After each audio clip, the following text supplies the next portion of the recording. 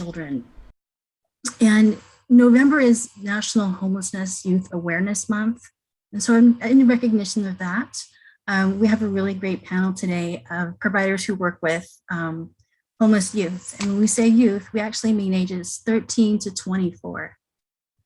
We've got representation from the Bellingham School District and a great panel from Northwest Youth Services. So thanks so much for being here. And also I want to congratulate Northwest Youth Services on the new CAD location. That's really exciting. Serving unaccompanied youth in this age is a priority identified in our strategic plan to end homelessness. It's a priority recognized statewide. And today our presenters can talk about their work and how that furthers the goals of our plan. Okay, I want to make sure we have everybody. Is it okay if we start off with the school district? I'm just gonna assume, yeah. I see Julie. Thank you. I'm laughing because Jamie's doing her hair. Sorry. Hey.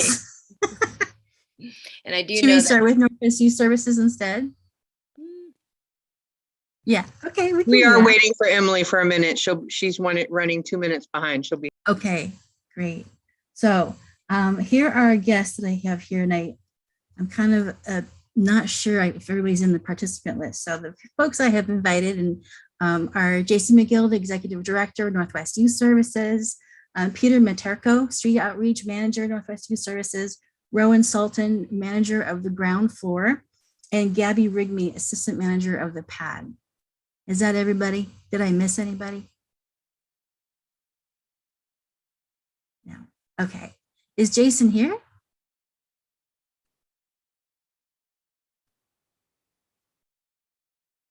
Should we start with Peter, Rowan, or Gabby?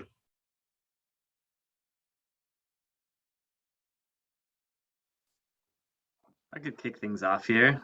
Thanks, Peter. That's good with everyone else. Yeah, so it looks like Jason may not be here, but I do see Rachel, who is our Director of Engagement Services. Hi, Rachel. There you are. Great. Yeah, so I'll kick things off. Thanks again for having us. I was able to speak here in this forum a few months back, so this might sound a bit familiar, but I am Peter Materko. I use he, him, his pronouns. I am the Street Outreach Program Coordinator for Northwest Youth Services. And I'll start off with really talking specifically about our Street Outreach Program, but it is, as you'll see as Rowan talks and as Gabby speaks, that we're actually pretty interdependent and connected and enmeshed in a lot of the work we do in terms of coordinating and working with youth across services. But to begin, our outreach program, we provide outreach services to street-dependent, runaway, at-risk, youth experiencing homelessness, of course. And that age range, yes, is 13 to 24. We do this, the folks in this room and with this work group, it isn't for Bellingham and for Greater Whatcom. So we are serving Bellingham more regularly, but also we get out into the rural community, Ferndale, Linden, Blaine, those kind of places. We do outreach 5 days a week, which is Monday through Friday. And our goal is to connect with young folks with our services or other relevant services as identified by them based on their needs and unique asks. Our team is composed of myself, I'm the coordinator, and then we have 2 street outreach specialists. And between the 3 of us, we get out on routes. We have about 9 routes scheduled a week. And right now, most of those routes are in town. We either do walking routes downtown or we'll take our vehicle. And especially right now with the changing of the seasons, we have a lot of warm clothes in our vehicle, and we just carry a lot of survival gear. So tents, tarps, backpacks, sleeping bags, that kind of stuff. And we're getting out and about in the community. Right now, and this is something that we've been collaborating with the ground floor, is this vaccine equity project. So we have grant money specifically allocated, and we're developing programming to get unhoused youth vaccinated. And unlike previous efforts, this came with the opportunity to give youth $100 in cash should they get fully vaccinated. Yeah, right. I'm seeing thumbs up for that. I know we're pretty happy about it. It's really fun to do. It's really great to get somebody vaccinated and also to be able to give them money to support them in their recovery or whatever else they may need.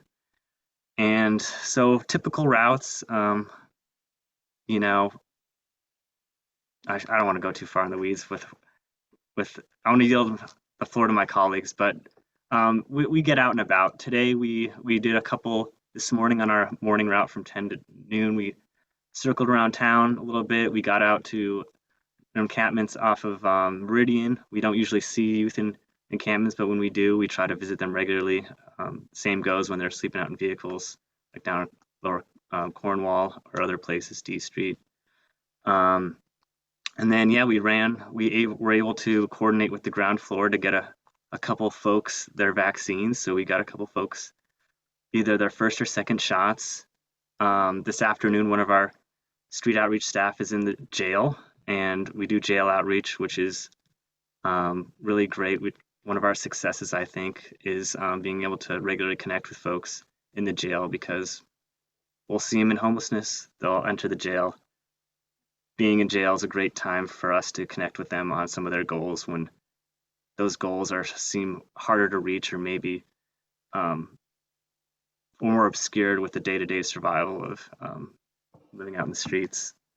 Yeah, I think without going too far into the weeds, I'll yield the floor to maybe Rowan, and then we could circle back as gaps need to be filled in terms of how we coordinate and the scope of our services.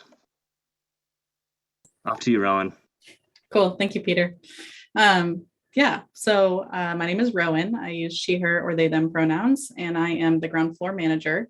So as Peter already alluded to, our programs are super enmeshed. And that's kind of, the goal of our program is that the SOP can kind of act as this arm that brings folks into the ground floor, where then they can receive more ongoing and consistent services. And we kind of describe the ground floor as being like the home base, and kind of for a lot of folks, it's their survival base of, living out on the streets or getting by in other situations. So the ground floor is a daytime shelter. So we don't provide overnight accommodations, but we're open Monday through Friday from 9 to 4 p.m. And young folks between the ages of 13 and 24 can come in to receive showers, laundry services, a nap room that has a TV and a place to just rest and be in a private space. We have a full fridge all the time and a kitchen area, as well as just like a bunch of comfy couches and TVs and just a space for youth to come in and feel safe. And, the biggest thing that I personally love is that I know for a lot of these youth, this is one spot that they can go where they can let their guard down and know that they're, protected, and that they can be themselves here without risk of getting hurt and that kind of thing. So we really take pride in that aspect of our work. But, those are the tangible and like material things we offer. But I think that the even more prominent services we offer are getting youth connections to healthy and positive adults, and folks that can help connect them to resources. So I have a team of, where are we at, 5 or 6 staff at this point in a range of different roles. So I've got some folks that are in more like case management type roles, where they're helping to connect young people with, different bureaucratic systems that will help them get housing. So this looks like ID services, getting their social security cards, getting birth certificates if they've ever a lot of these youth have never even seen their birth certificate, and different legal documents, as well as social services like EBT cards and SSI enrollment or SSDI enrollment, anything that's going to help create a safety net for them and an access point to getting into housing. That's kind of the goal of one of our staff members entirely. And then we have another staff member who's like our pre-housing case manager, and she helps connect people to housing options. So we've got that here as well. And then we have 4 ground floor youth advocates who worked on all of the other things. And so we kind of call this generally like life skills support. And so this is like healthy communication and how to cook a meal, or used a stovetop before. So sometimes we'll be helping them do that. This can be helping them identify their goals and helping them, what's the route they want to take to get there. And then because it is, a daytime homeless shelter and the folks coming in here have oftentimes experienced trauma and other, may actively be in crisis. There's a lot of safety planning going on and a lot of advocacy counseling where we're just trying to make sure that they're able to find safety in their lives at this time. And we can help connect them to other resources that can help them achieve that. Yeah, and Peter alluded to it already. Our programs work really closely together. It's fantastic having this growing outreach branch at Northwest Youth Services because, prior to the street outreach program operating again in the last year, young people, if they needed to get to a certain appointment or if they needed to get vaccinated, we had no way to help them get there.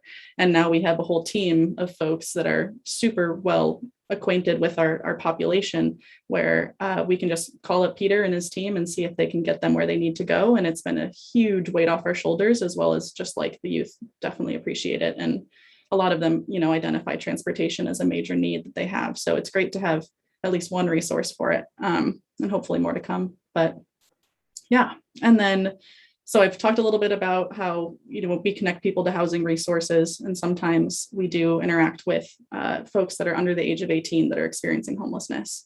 And so I will segue into Gabby as he is the PAD assistant manager, and he can speak a bit to what the housing resources are like for young homeless folks under the age of 18. Yeah, thank you, Rowan. And thank you, Terry, for bringing up our new house. It's very exciting. Yeah, so my name is Gabby. I'm the PAD program assistant manager, and I use he, him, his pronouns. The PAD program is our teen shelter. So we serve 13 to 17-year-olds in Whatcom County. We're based in Bellingham, and we are the only teen shelter in Whatcom County. So we see a pretty great need in the area, and we also serve foster youth and youth from surrounding areas, especially as COVID has hit all of the shelters up and down I-5 for young people. So our program, depending on where our youth are coming from, whether they're state dependent, a foster youth, or they're coming from a homeless situation or from an unsafe home situation, we keep our youth for 21 to 30 days for their initial stay.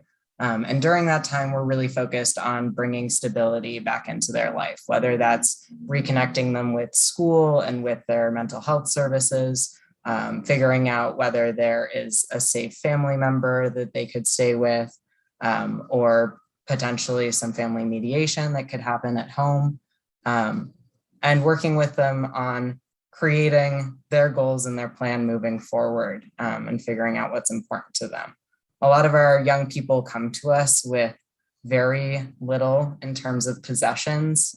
So it's super incredible for our team to be able to partner with the ground floor and SOP and just being able to get their basic needs met, getting them an outfit for school the next day, making sure that they've got enough supplies to take care of all their personal hygiene needs and get ready to go and be ready to meet the world.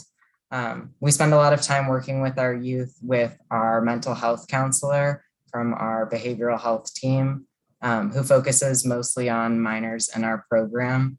And he runs group activities for our young people focused on skills that will help them in their relationships and in their life skills moving forward. Our staff are really focused on making sure that our youth are meeting the goals that they create in their case plan with their case manager. And we work together to make sure that they've gotten to the doctor, they've gotten their eyes checked, they've gone to the dentist recently. Some of our young people haven't seen a dentist or a doctor in several years. So it's really important that we at least get them that basic checkup. And very often there's some things that need follow-up. So we make sure that they're getting that plan and support moving forward. For our youth who are a bit older in the 16 to 18 range, we sometimes see young people who there aren't any other options moving forward. We can't find stable housing within their family or their circle of supports and relationships, and we're not able to find them support through the state. And in those cases, we're able to support those youth in figuring out what the next independent living step might be. So it's great to be able to work with our 18 to 24 programs, which are sometimes able to serve those youth depending on the situation with their independent living.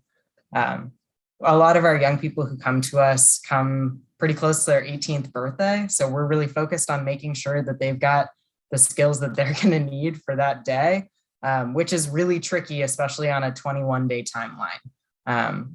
As Rowan said, a lot of our young people haven't ever seen their birth certificate or any of their documents. So we have a very quick ticking clock for making sure that they're all set with everything they're going to need to be able to get a job, to be able to find housing, to connect them to our 18+ housing programs. We're really focused on making sure that we exit youth into safe locations as the next step. Our minors are very vulnerable in their position already. So we always want to make sure that that next step is going to be safe and stable, at least for enough time to get them to the next stepping stone. So I'm sure there'll be some questions, and we're super excited about our new house. As some of you may have heard in some of the chit chat around this process, we currently are located pretty close to downtown, and our location right now ends up being quite a hot spot for a lot of activity that has nothing to do with our young people.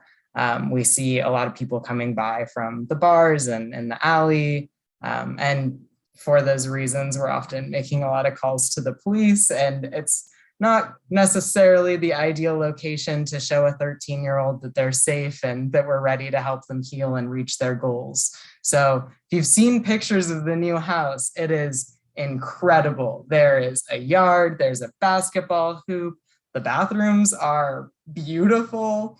It's just this most like healing and energizing space that I'm so excited to get our young people into and be able to surround them with that neighborhood community and feel.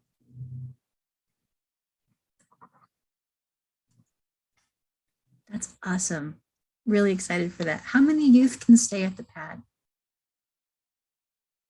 Yeah, that's a great question. We, under our typical capacity, have capacity for 12. With COVID and with our current bedrooms and facility layout, we are limited to about 4 to 6 youth, depending on the time. A lot of that has to do with whether or not we're seeing symptomatic youth in our space and what the numbers are in the area.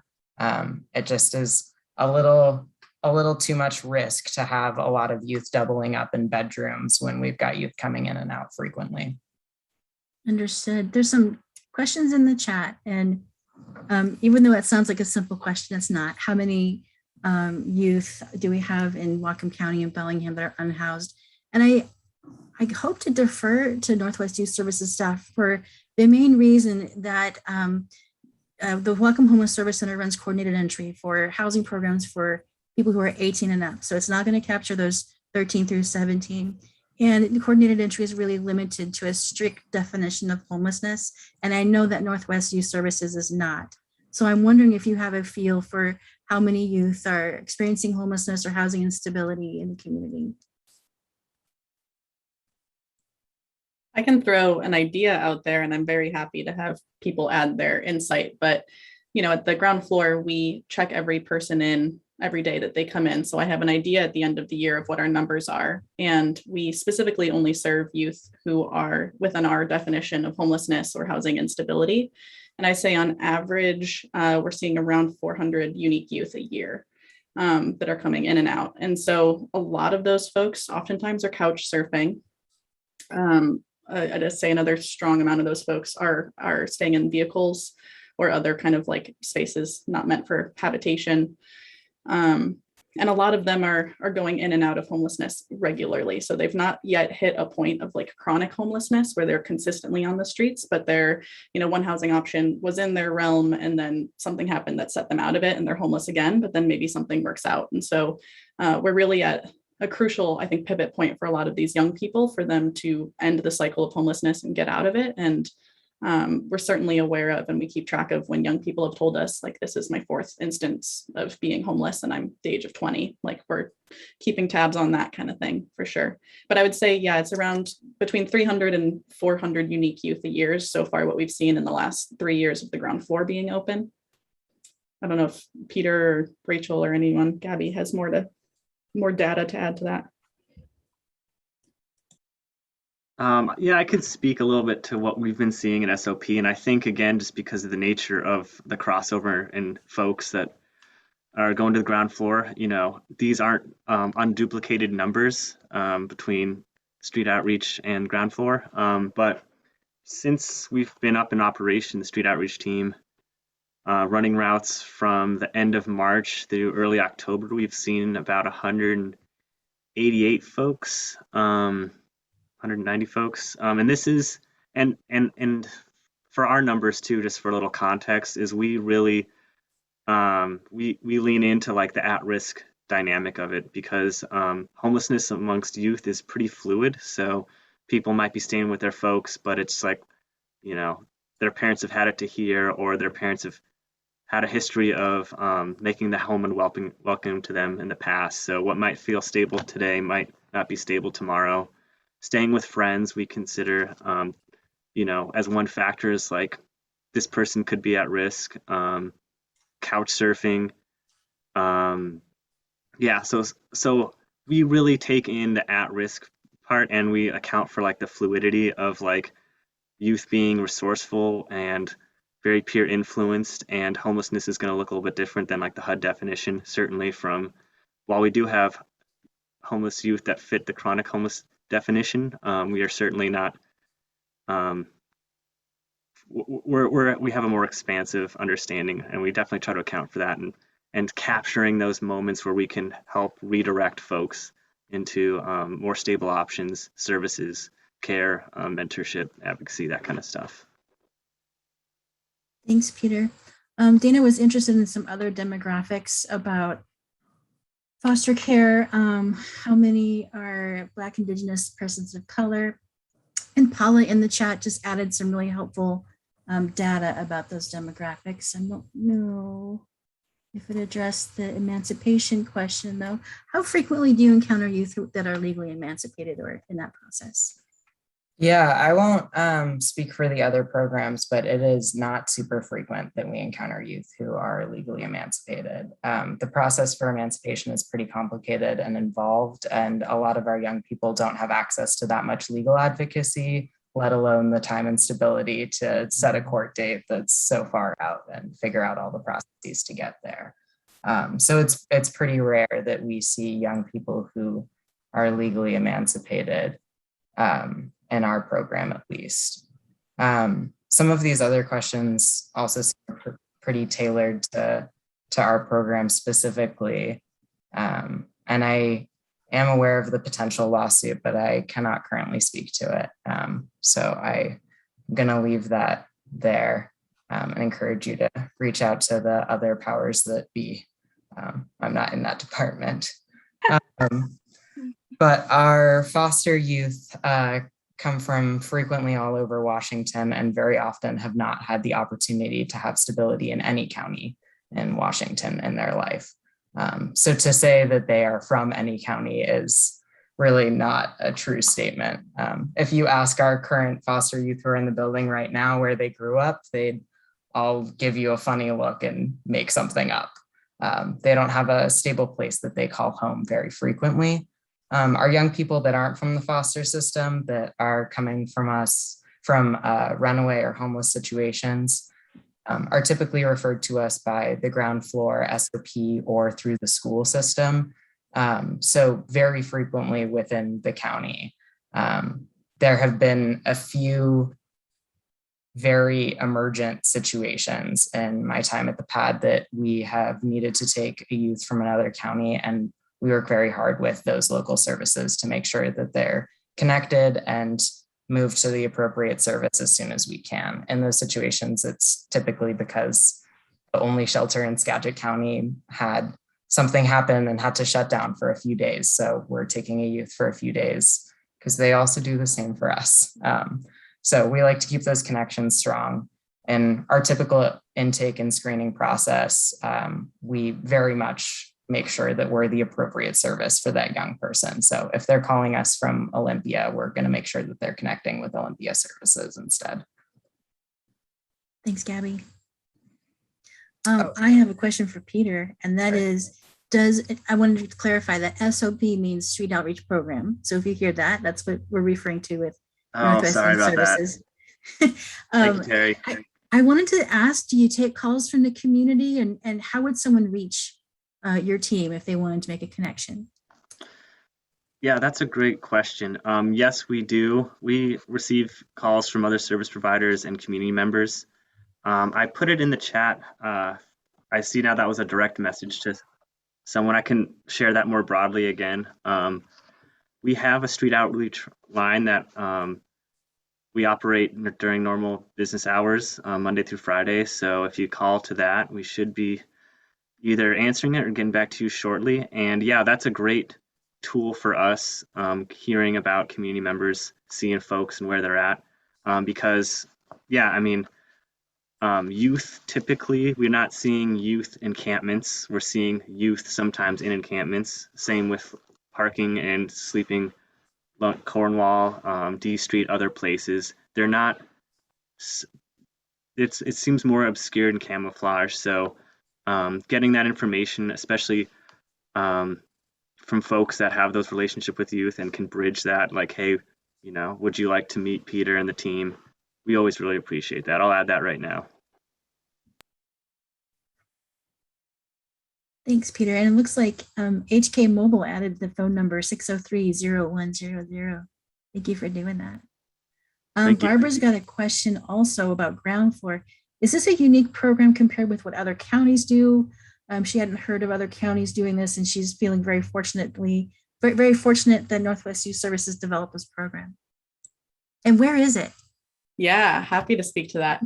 I agree that I'm very thankful that we have this program because it is a really unique one, I think. I think for the size city that Bellingham is, with only, what do we have, like 120,000 people at most, I think, having this type of day shelter is pretty unique. We'll mostly find these types of day shelters in like Seattle and other large cities. So the ground floor is located in the basement of First Congregational Church. And that's the main, entity that I really want to shout out right now as to how we exist. We could not be here without First Congregational Church in Bellingham and the incredible advocacy and fundraising and passion that they've brought to the ground floor project. The congregation, I think it was back in 2017 or so, they started to talk about how, they had this giant basement space that was going, relatively unused. And they all kind of started to connect the dots, congregation members, that is, that they know at least one person in their life who was homeless or at risk of being homeless, and how if they hadn't had that connection to them or another family member, they would have been on the streets. And they all just felt very touched by stories that they were hearing from Northwest Youth Services in the community and wanted to do something about it. And I don't have the exact figure of the amount of money they fundraised, but I'll let you know it was like million-ish. It was an enormous amount of money that the congregation committed to creating the ground floor and donating their space to us. They're technically, we have a lease through the church, so this is the church's space, but they've been kind enough to have us here for 3 years now, and we're so thankful for our relationship to them because, not only did they give us this space, but then we've got this really collaborative relationship with their, I'm still getting emails all the time from congregation members like, so what do you need now? What do we fundraise for this time? We've covered the cost of the ground floor, so what do we start fundraising for at this time? And that is really great. A very exciting and fruitful relationship that we're just so thankful for. So I think it is a pretty unique situation. Yeah. I'm thankful that, this is definitely kind of a respite for a lot of young folks to have a place that still allows them to be a young person, because so many homeless services are 18 and up. And so they go into those places and they have to act tough, act like adults, and are exposed to a lot of things that maybe are, traumatizing, scary, etc. And they come in here and we've got, board games and hot cocoa and coloring pages. And it's a chance to finally take off that outer, layer that they have to have on and be kids, be young people. And our staff here really get that too, and are able to bring that like kind of more peer-based mentorship type model to services here. So yeah, we're very thankful that we get to exist here in this community for sure. Awesome, thanks. First Congregational Church, it's on Cornwall Avenue, right? Yeah, on the west side. We actually, yeah, thank you. I forgot the most important part of that question. So the ground floor, yeah, is in the basement of First Congregational, which is on Cornwall, right by the corner of Cornwall and Alabama. And it's really easy to explain to young folks if they're trying to get here for the first time, because we just let them know, like, we go half mile up from base camp and you'll be at the church, and you'll see all of the rainbow flags and all of the social justice signs on the church, and you'll know you're in the right spot. So yeah, that's how we get there. Great, thanks. Any other questions?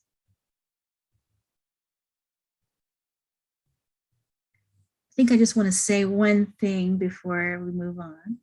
And that is that, just to relate this to our strategic plan, the ground floor, and Rebecca, by the way, is just stellar at the ground floor, but that functions as an access point to our system for homeless services. So youth who are qualified for lack of a better term, the adult system, can access the system at the ground floor. They don't have to go to a different location to get engaged. The Rowan staff at the ground floor help facilitate that. Heather, I think this is Heather. Is this Heather Katad, HK Mobile? Terry, who can update us on the overnight? I'm sorry? Yes, this is Heather with that question. I'm on a mobile. Thanks, Terry. Thanks, Heather. Appreciate that. So she wants information on the Oasis in the Skagit County. Is it still in operation? I don't know a lot. I bet Northwest Youth Services know more than me, but I do think it's still in operation, and it's a part of the YMCA in that region. Yes, it is the YMCA Oasis. And they are such an incredible resource to our Skagit young people and our community at large. As an overnight shelter for 13 to 17-year-olds, they have a little bit less of a stringent screening process than our program does. So they don't require guardianship signatures for stays. So there are sometimes emergent cases that we are not able to support that youth in that night, but we're able to coordinate transportation to Skagit Oasis. And we are so grateful and lucky to have them in the community, and as well as our partners. I believe that, oh, sorry, no, I just read part of the question wrong. Yeah, I believe that all of that information you have there is correct. I know that you can also call ahead in emergent situations, and they'll make sure that that bed is open if they're available to provide that. So depending on what's going on, they're such an important resource, especially when we're at capacity. Thanks, Gabby. I think this is Venusia's question here. How can another home be obtained by the church since they're so good at fundraising? I don't know if anyone wants to speak to that, but it's a fantastic idea.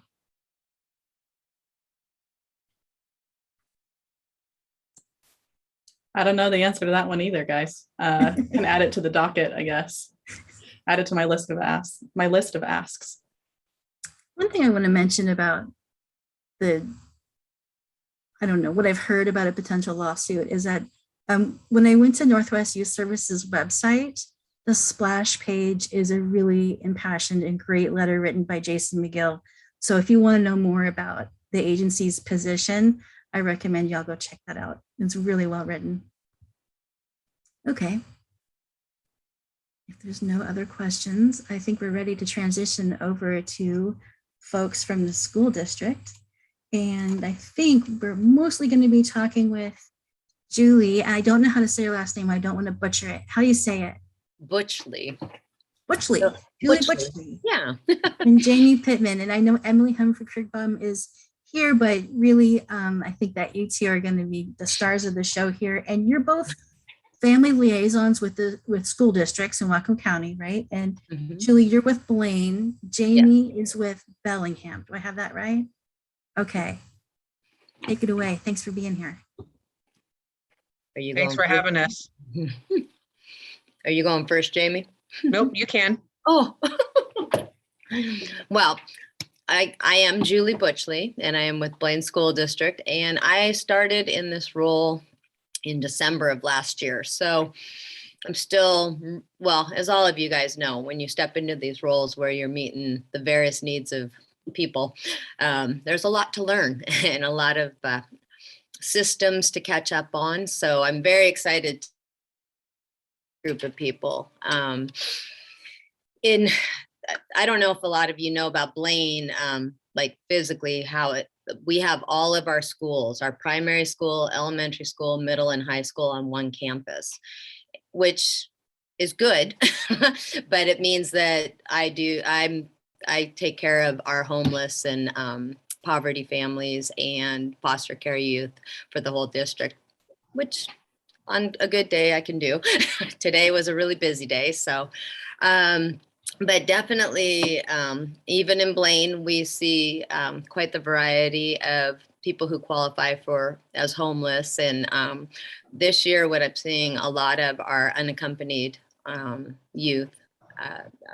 And I'm just starting it's really been hard to identify our kids due to COVID and the virtual learning last year. And just such a huge part of how we become aware of these kids is face-to-face contact and teachers and just all of that. So I'm very thankful we're in person right now so that we can really kind of fill that gap that was happening last year. I'm trying to think of what would be relevant. We, up in Blaine, we're removed from a lot of the resources, and that creates a lot of challenges for our families and, who are homeless. It's, getting into Bellingham to get, whether it's mental health needs or even medical needs can be pretty challenging. So,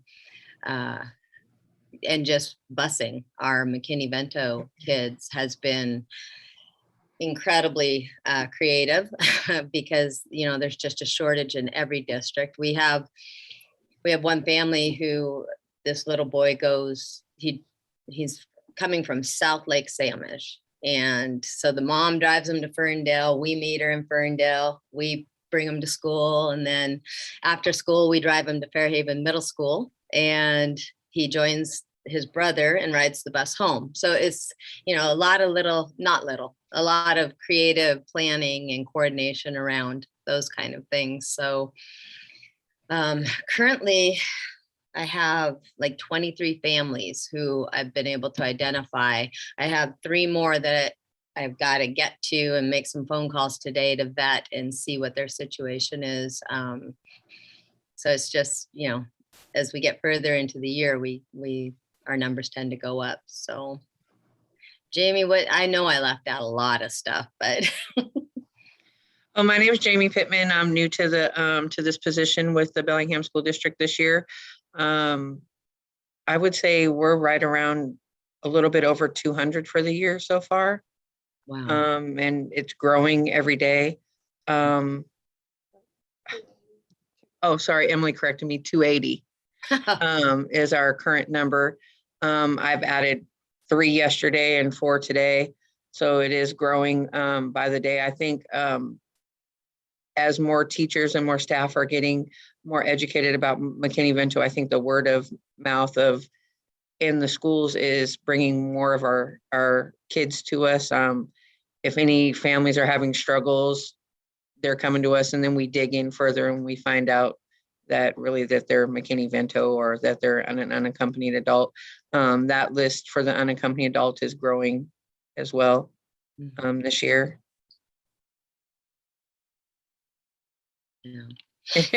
Any specific questions you guys have?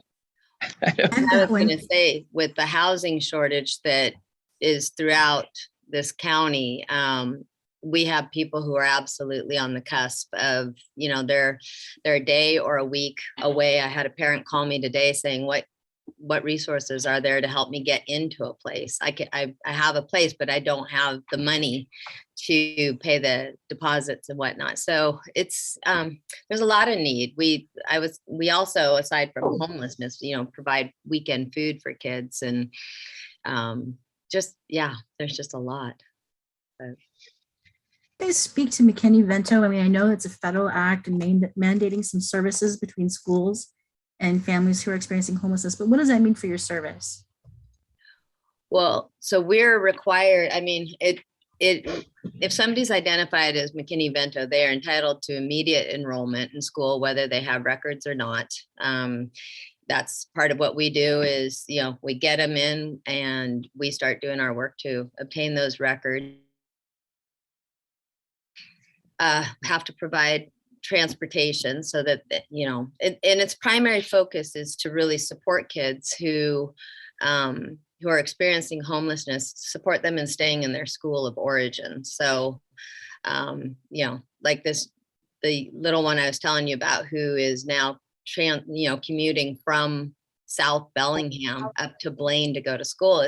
He's very connected with his teachers, and this is what's familiar to him. And so there's, I won't quote the stat correctly, but there's like a loss of each time a student has to transfer amongst schools, there's a loss of like 3 to 6 months of educational, skill set. So, it's really the focus and the intent is to provide stability to them while the rest of their world is chaotic and inadequate on many levels. So. And then that opens up the door for other resources while working with them as far as like clothing and anything that the student might need that might be a barrier from getting them to and from school, whether it be an alarm clock, a wristwatch. We just really use brainstorming together as a team to make sure that we're doing everything for the student that we can to make sure that there no barriers for getting them to school and for them to have a great day at school. I'm wondering, I have a follow-up question, and I'm thinking about Dana's comment here in the chat about the services for people who are experiencing homelessness are really centered in Bellingham, and that's probably because that's where services are. So people experience homelessness outside of Bellingham, they have to relocate. Is that affecting the transportation you have to provide, people having to relocate to Bellingham? Yes. Yeah. Currently I have 3. That is not very much right now, but we have 3 kids or families that are being transferred between, Blaine, Ferndale, Bellingham. And I had a family last year who continued to be in a homeless situation, but they've been put up by Opportunity Council in Bellingham. And they made the choice because it was so difficult that their children are little, they're primary age students, and getting on the bus, even on half day of education, these little ones are, they're exhausted because they had to get up, an hour and a half before school even starts to catch a bus to get into Blaine. And then, so their behavioral issues were getting, just complicating things. So the parents made the hard decision to, okay, we're going to enroll in Bellingham so that we can at least reduce that piece now that it's full days. And, and so we don't always get to hold on to kids and keep them stable. The good news is the kids are happy and they're doing great. And the mom still calls me and talks to me for like 45 minutes almost every day if she could. So, that's the other piece of what we do is building those relationships so that they have a place to go to say, be vulnerable and say, I need whatever that need might be. And then we just try to figure out how to meet it. So. Yeah. And Dana has another question about contacting state legislators in the 40th and 42nd districts for state funding and services, which that is a really good thing to connect with us around in February. That's generally when we have advocacy day and go to Olympia and advocate for those types of things. So I would encourage you to stay engaged with the coalition here. However, it made me realize that we do have a partnership that I don't know that well between Opportunity Council and the school districts, and that's the HSSP program. Can you guys talk a little bit about that? Well, I'm not going to be able to speak too much about it because I haven't been able to access. I have everything I need to access it. I just have not gone through the steps. I do know that we have meetings with them regularly, and there's a backlog. I mean, and there are limited resources. I have a family, well, they aren't enrolled here yet. They used to be enrolled here, who messaged me saying that they were working with Opportunity Council, but, and they need their verification, but they're living in a tent in, you know, out on a field locally. I can't do much for them because they aren't enrolled. They haven't enrolled their kids, but I do know that they are there, and I do know that we meet with them regularly. But I also know that there's a backlog, and it's, you know, and our families have to be to the point where they are in a car or in, you know, a tent or some situation like that, before they can get some help. So we've had a few who were able, well, or if they're put into a motel by somebody else other than the school or the family and whatnot, then they would still be eligible. But there's a bit of navigating on that on our end to keep them eligible. So Yeah, that checks out with our experience. The last 2 years have been horrible, obviously, but we're really seeing a surge in families of children experiencing homelessness. So we even though we have a program in the past to connect families that you're supporting in the school, which may or may not meet that HUD definition of homelessness. It's just that the system is so overwhelmed that it can't serve all the need right now. Right. And I know that for 4 months, well, the whole time that I've been in this role, they've been looking for a case manager. And so they have a great gentleman, Teddy, who works over, he's amazing. And everybody who's gotten to work with him is just, you know, speaks very highly of how great he is. But they need more. They need more people to field this need. I mean, they've got motels filled in Bellingham with families for the last year and a half living in a motel. Yeah, it's agreed. It's not the best place for a family to live, in a motel. We all are in agreement on that. Sounds good if they were in a tent, but a year or year and a half.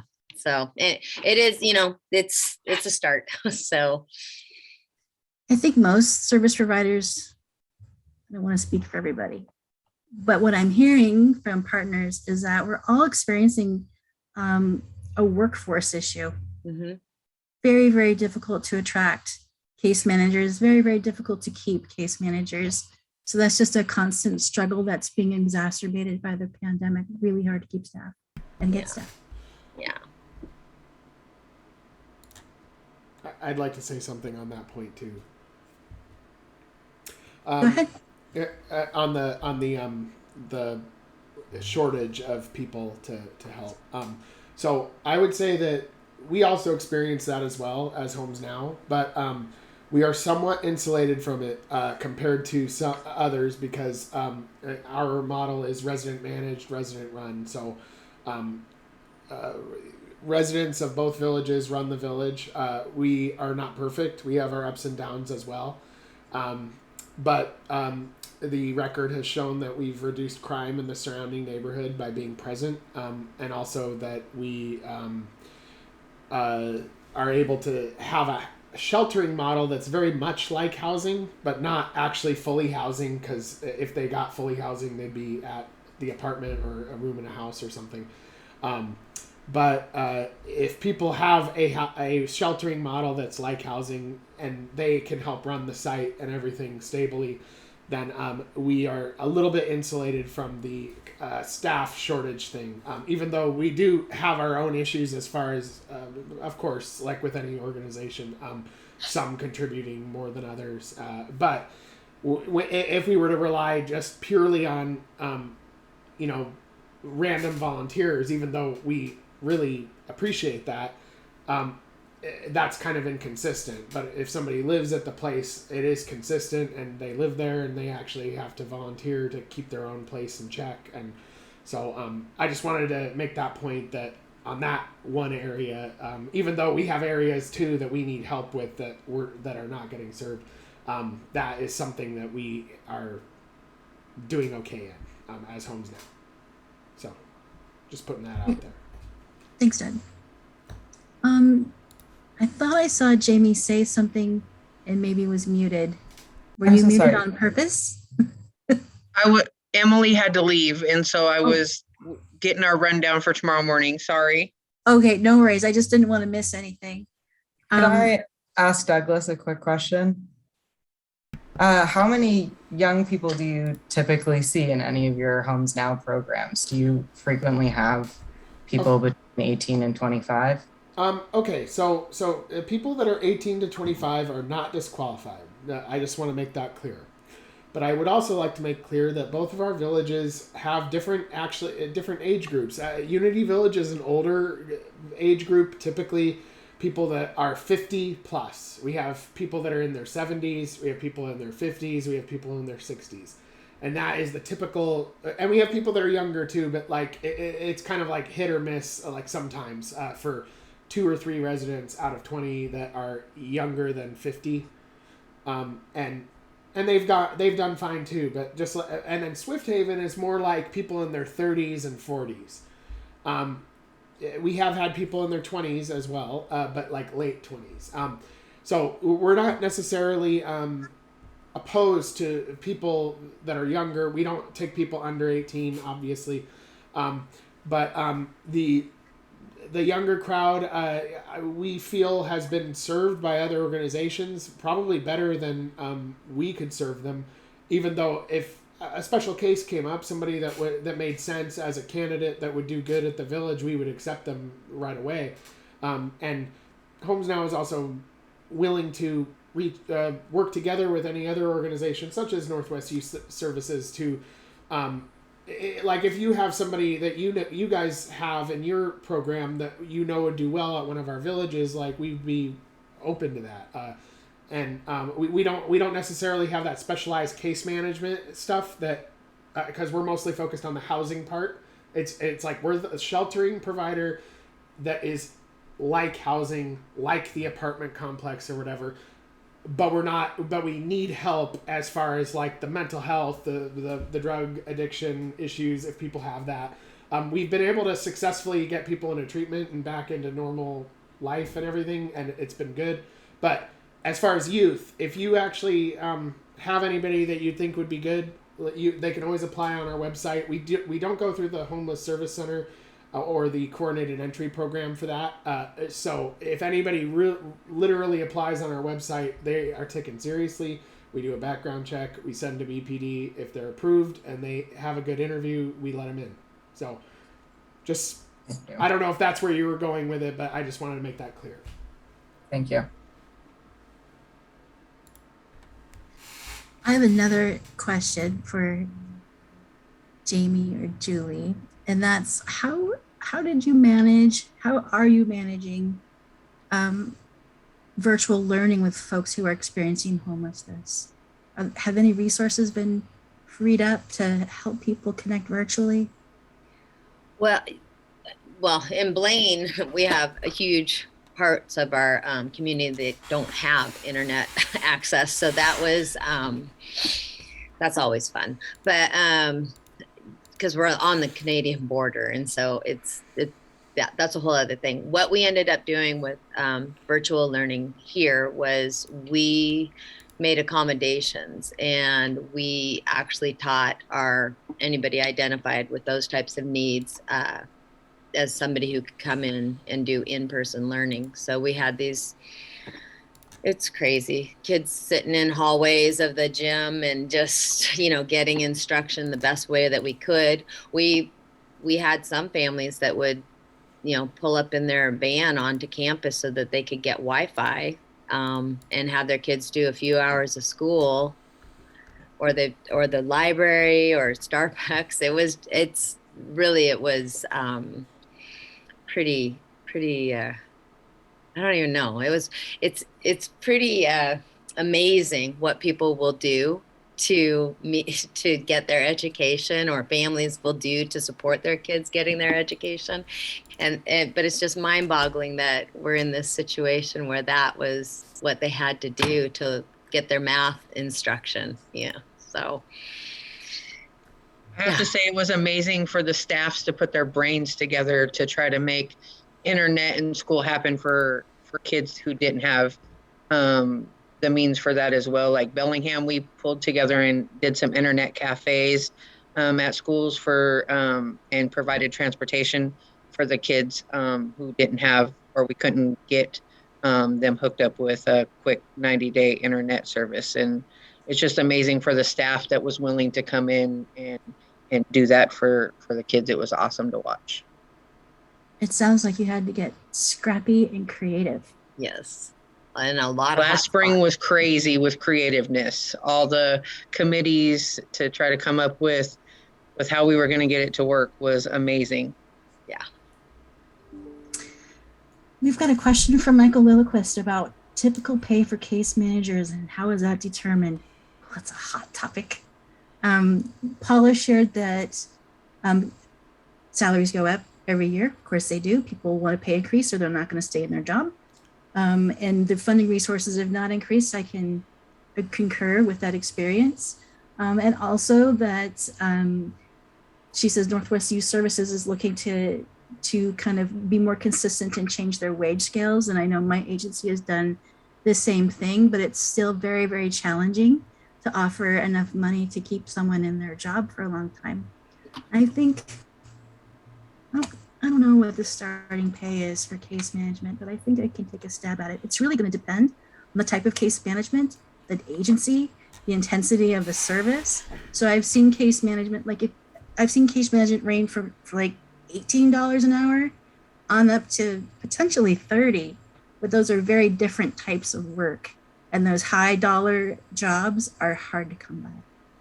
Was that a fair thing for me to say? Does anyone disagree? Did I put my foot in my mouth? Okay. At the end of the day, they don't get paid enough. Yes. None of us do. And Marcus has a comment that the government needs to take liability for homeless services. Let's see. Online information for, okay, I'm reading Heather's comment. The government pages are outdated for,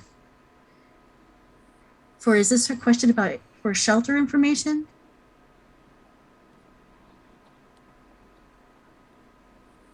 I'm on a For the county. my question is in regards to, there's an online website titled Emergency Shelter Options for Individuals Experiencing Homelessness. I provided the link below. And I think what's missing there is the information for youth or young adult, especially as freezing weather is coming up. And one of my questions too was, is there a agency or staff person identified who will ensure that's up to date so that all citizens have a key internet source to find accurate current information, given we're in October and November, December, January, February have the potential to be quite intense. Agreed. Yeah, I think Barbara's team works on this website. I can respond to that. Thank you. So for Whatcom County, my co-worker is Chris D'Onofrio, and Chris and I, well, actually it's Chris that usually does the updates for the county website. So we'll work together and make sure that gets updated. He's out on leave for several weeks, and he usually does that work, but I'll take a look at it and see what we can do to get that fixed. Thank you for pointing it out. Yeah, and Barbara, I'm looking at it and I'm not seeing anything out of date. So I know that we've talked to the PAD, and that's for 13 to 17-year-olds. And Gabby mentioned that in their screening process, residents of the PAD have to have guardian permission.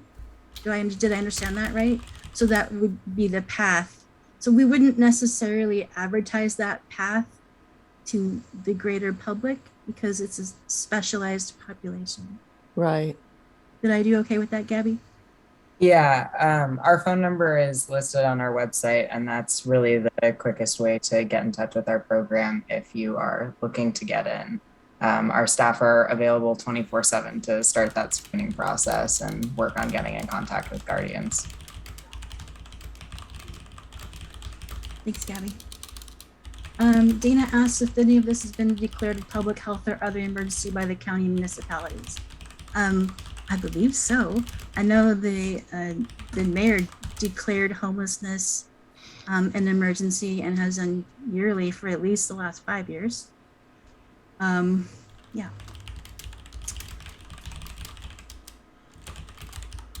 Have any of your organizations considered bringing in interns from Human Services?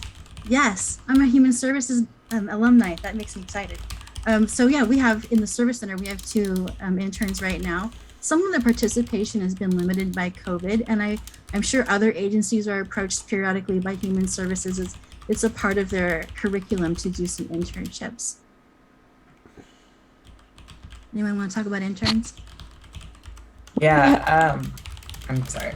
We've looked into supporting a few different kinds of interns several times in our program, but there's a lot of challenges with what it takes to support an internship, especially when our programs are a little bit short-staffed, a little bit underfunded, and a little bit overstressed at moments.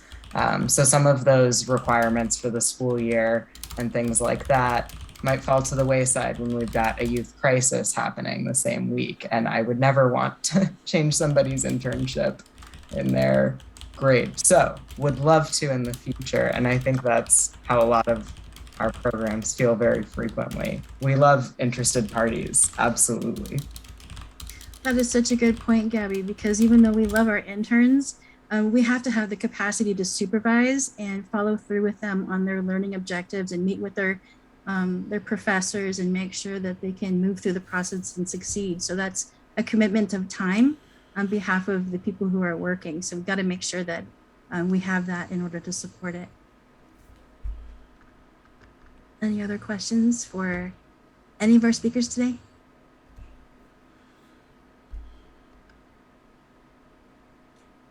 Keep going on the agenda.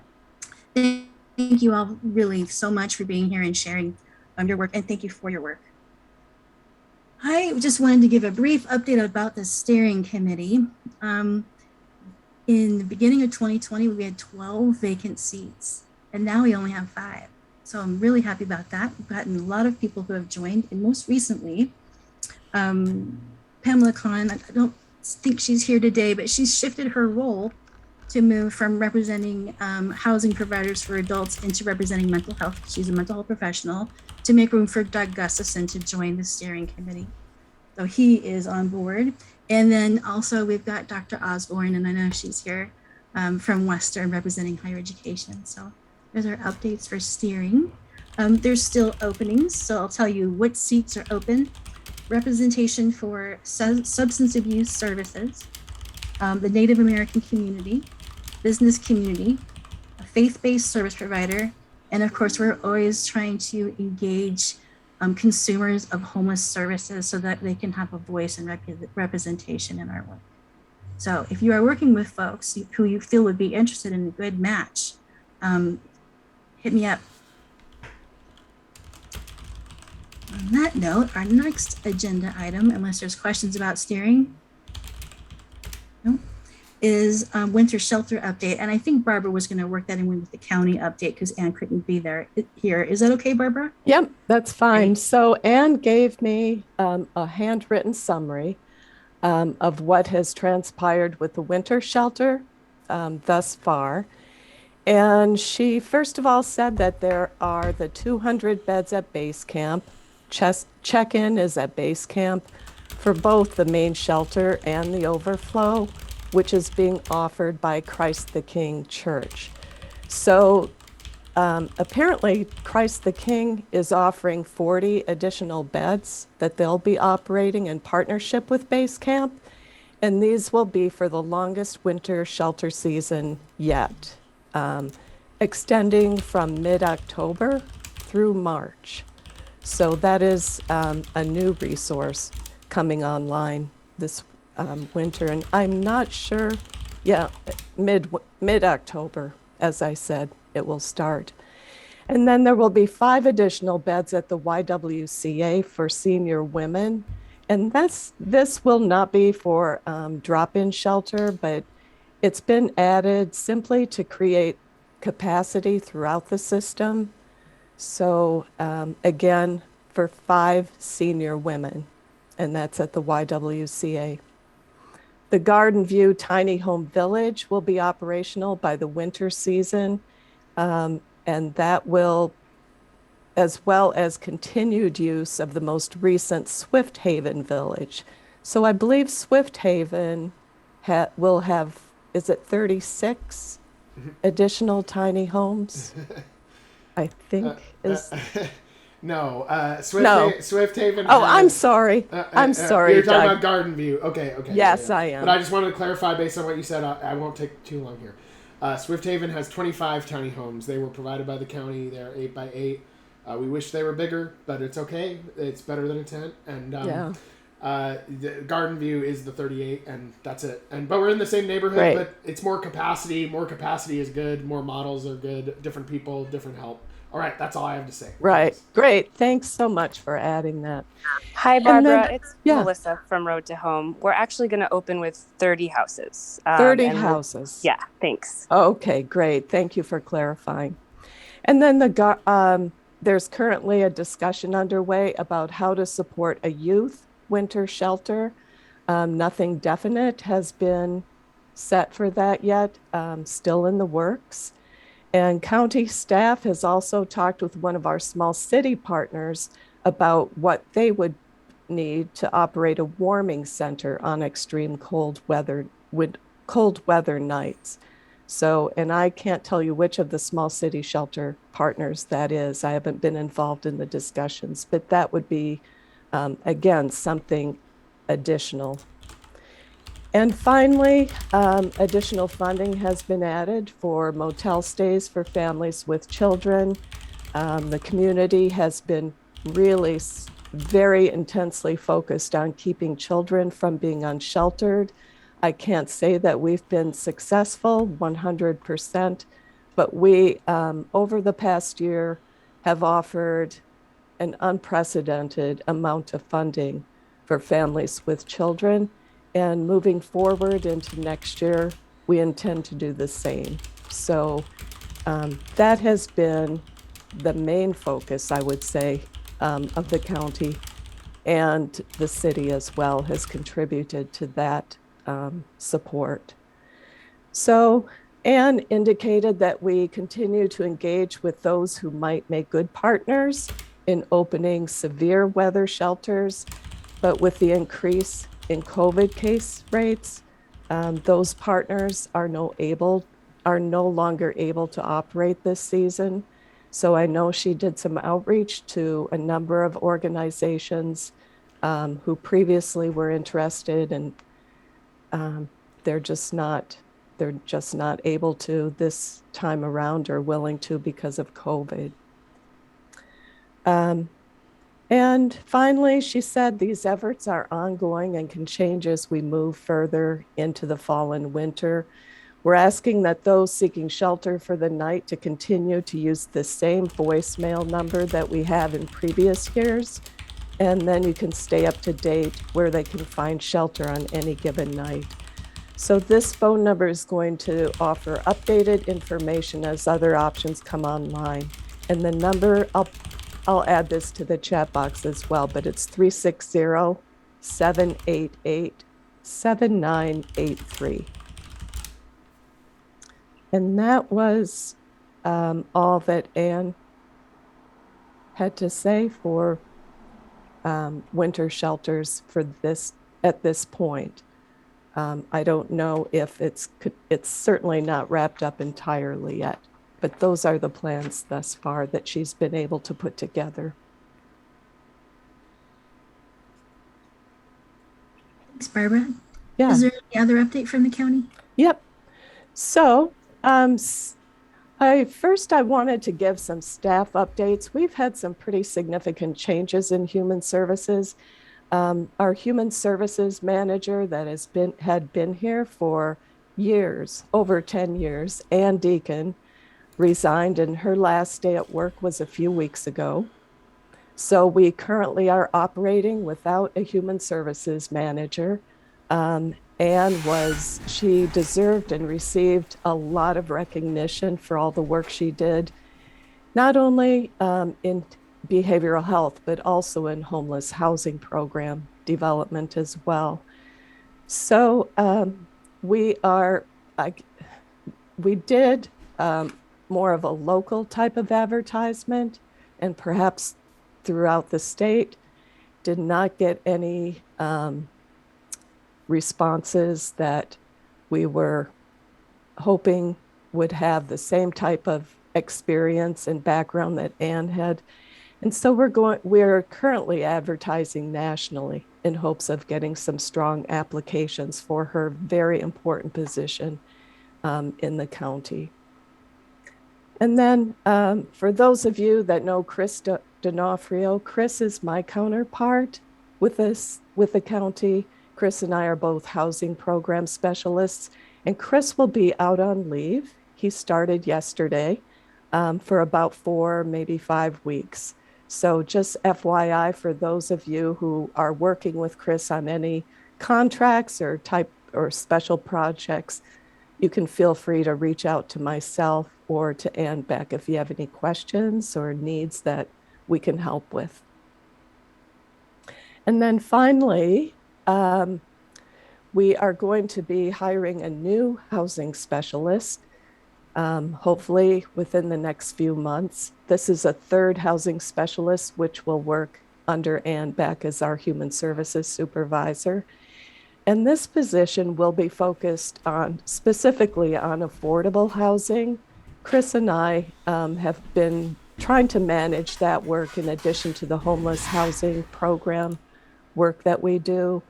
And it really requires a different type of expertise than what either of us have, at least for myself. I'm a social worker, is my background. And that doesn't really offer me a lot of technical experience that is needed when you work in programs that are in housing development, et cetera. So we're excited about that, and that will allow Chris and I to have more time to focus on homeless housing programs and contracts. Our budget has grown tremendously. When I first started here, it was under $2 million a year, and that was 6 or 7 years ago. At this point, our budget for going into 2022 is over $8 million. So, and some of the contracts that we have are a result of very complex grants, such as the Emergency Solutions Grant. They require a lot of oversight and a lot of careful management, so to speak. So we're looking forward to getting a third person on our team here so that we can serve the community better in many regards. Other than that, let's see, how are we doing for time, Terry? We've got about 13 minutes. Okay, so I can talk a little bit about our housing budget for 2022. I'm just going to mention some significant factors. We've got 28 contracts going out this year, or letters of agreement, which are like small contracts. The majority is comprised of, we've got 2.5 million this year just for the HEN program. That's the Housing and Essential Needs program. So that program has increased funding significantly from the state.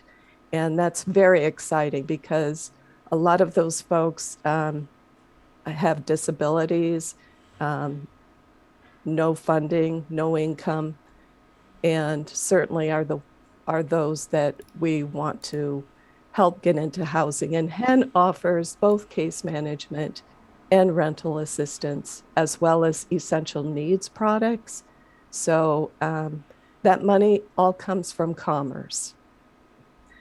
And we also have a new component of our consolidated homeless grant. The consolidated homeless grant itself offers about $400,000 a year.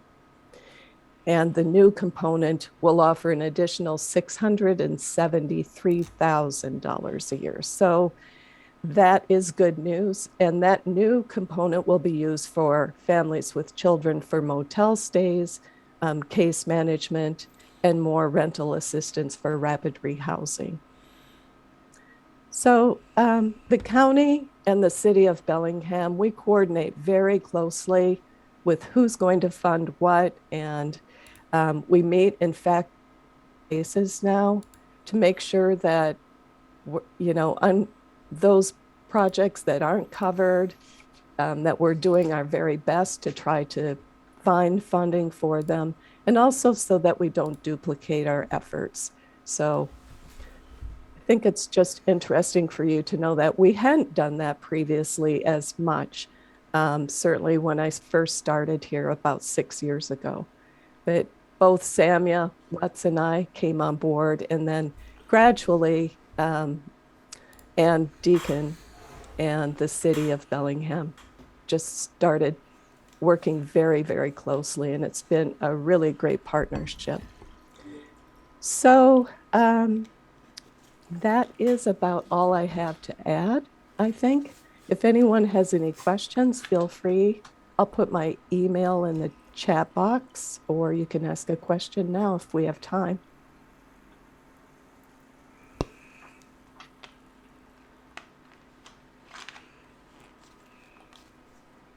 Oh, Barbara, that was a pretty good segue into asking Katie to give a quick update about the city. Is that okay? Yeah, of course. Thank you, Terry. And thank you, Barbara. I'll keep my remarks brief today because many of the items I had noted to discuss have already been touched on in some capacity. So the first item I had noted was the new pad shelter. We've heard from many Northwest Youth Services employees today about the news that Northwest Youth Services closed on a new home to relocate its pad shelter. Gabby provided a great overview of the home and its characteristics and features, as well as the programming offered at pad. The city, for our part, provided a loan to help facilitate the purchase of the property. And I just want to echo the sentiments of everyone on this call in congratulating Northwest Youth Services.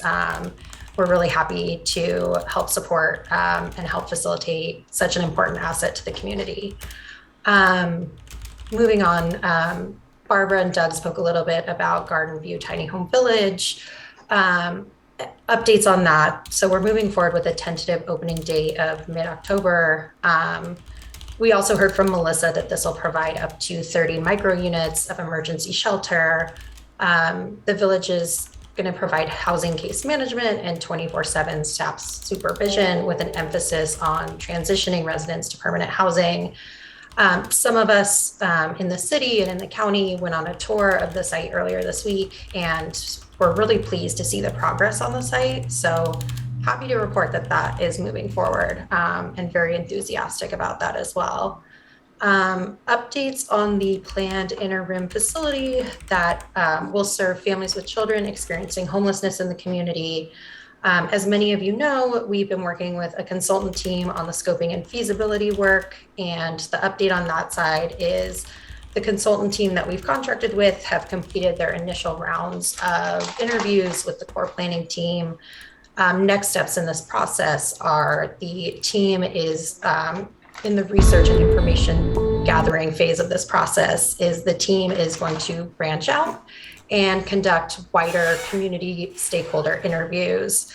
There's going to be a focus on organizations that are working to target the target population of the facility, meaning families with children, as well as organizations that provide emergency shelter services and representatives of community-based organizations that specifically support the Native American, Black, and Latinx communities.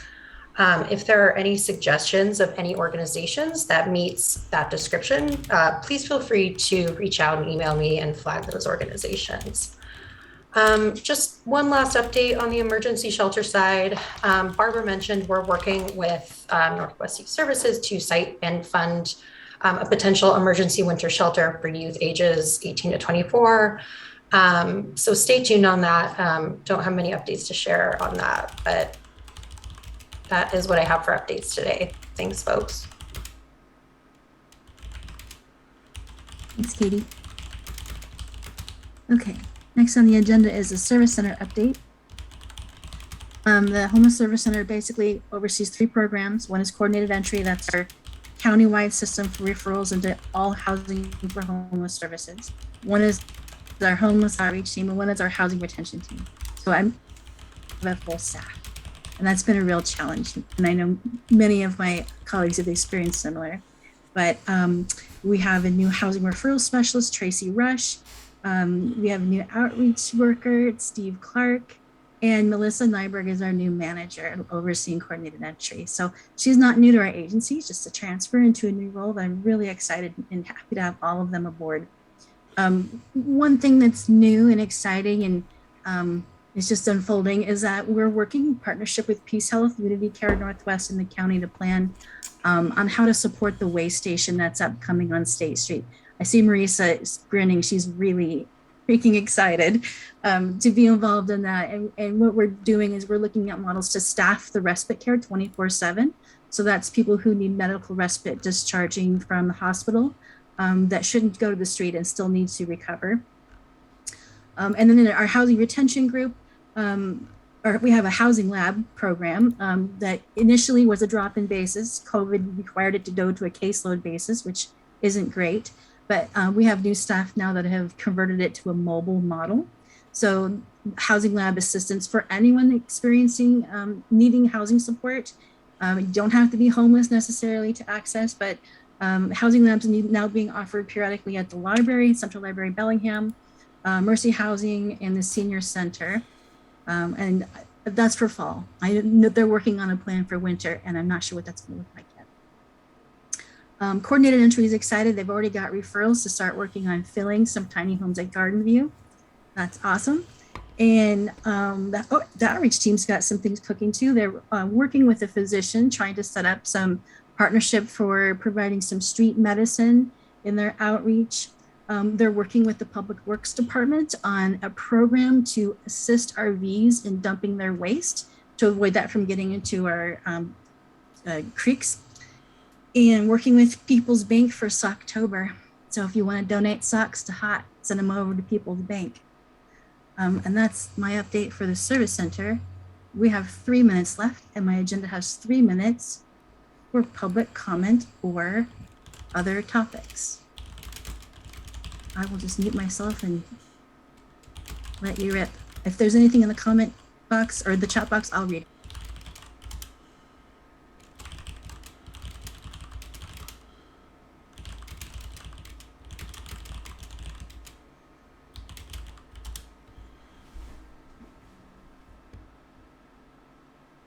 Nothing? I don't see anything in the chat box. I'd like to mention something in relation to this. If we're talking about public comment and there's nothing in the chat box, here's something I've noticed about the coalition meetings. It is not actually publicly advertised very well. It's hosted by the OC, right? Like I think it should be like a scrolling banner on the website. Don't forget to show up, homeless coalition meeting or whatever, and then provides a very big, easy link. Just click on the link and you're in. And there needs to be something more like that. There is an email list, I get that, but when I wasn't on that list and I wasn't a steering committee member, I noticed that I was like, where's the link? And I'm looking on your website, I'm looking everywhere and I can't find it. And so it would be nice if that was more public and more like, please show up and ahead of time. And so that I just like to give my input. I know that it's not like a public comment specifically, but I'd like to say that personally. It's totally valid, and you're completely right.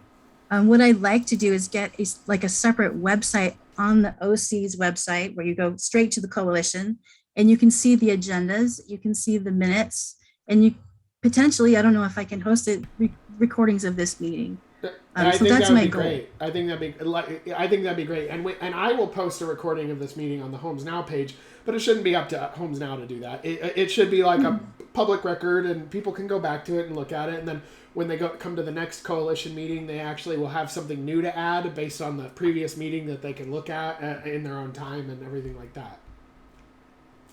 That's my suggestion. Yeah.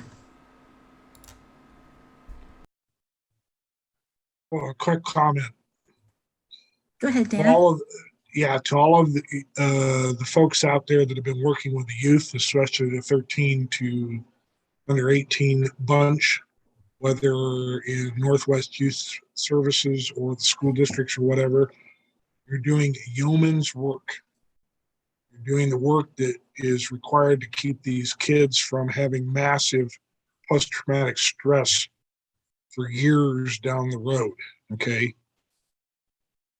But just as I pointed out 2 months ago, we need to be screaming from the rafters about the lack of resources. And it's not the funding, okay? It's not the funding. It's the emphasis.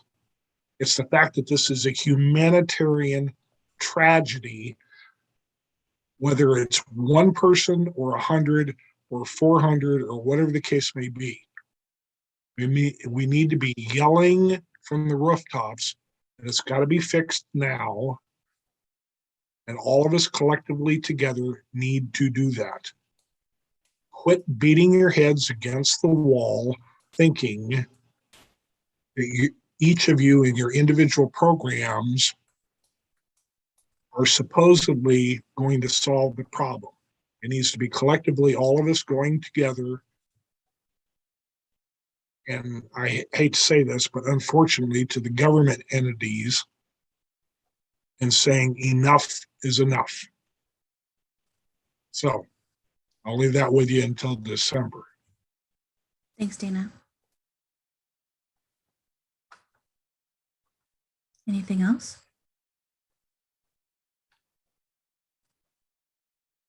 Okay, well, thanks again, everyone, for spending the last 90 minutes with me. Appreciate it. See you in December.